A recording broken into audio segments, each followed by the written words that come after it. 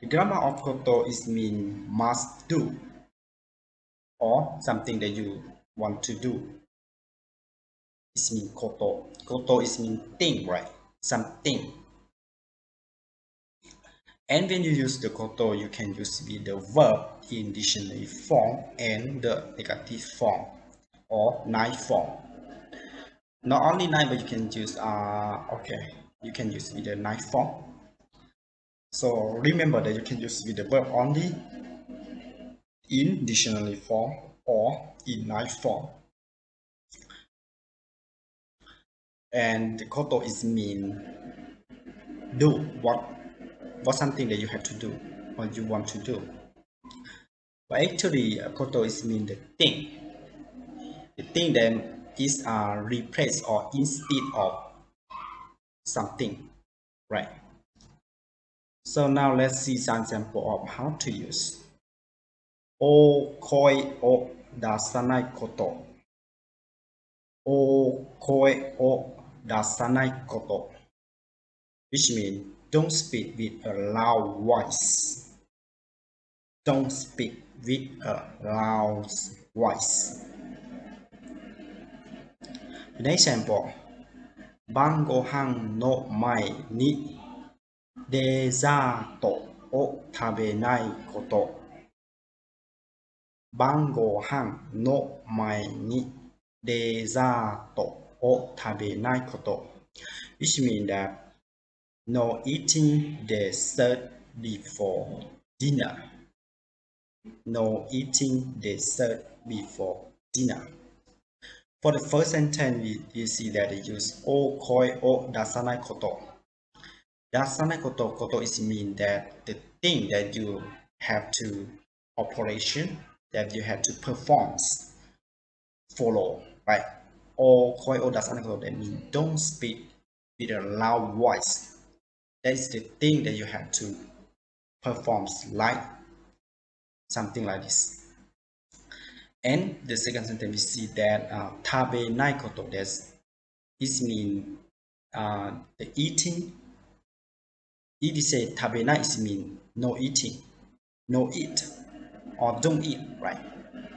And if you koto, this mean about eating story, or eating, or having dinner, having lunch, having breakfast. That means something like this. So that mean when you put koto with the verb, that mean to be noun. You change the verb to be noun. So for eat, you can change eating, right? Taberu koto. If you say taberu koto, it means eating. Tabe nai koto is no eating. So we change the verb to be like this. So this sentence is, you see that it say 晩ご飯の前にデザートを食べないこと。This means no eating dessert before dinner. The next example. お金を大切にすること。お金を大切にすること。Which means use your money wisely. Use your money wisely. The next example. 休むときは必ず学校に連絡すること。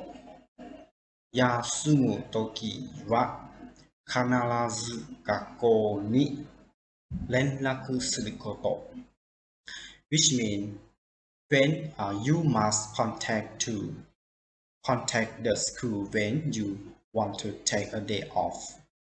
You must contact the school when you want to take a day off.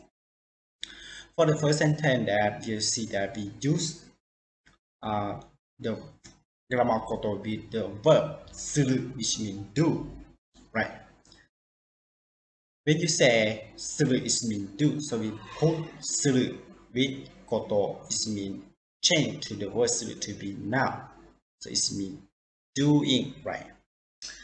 お金を大切にすること it means that you should put the important for your money, right? Money is important for your life, right?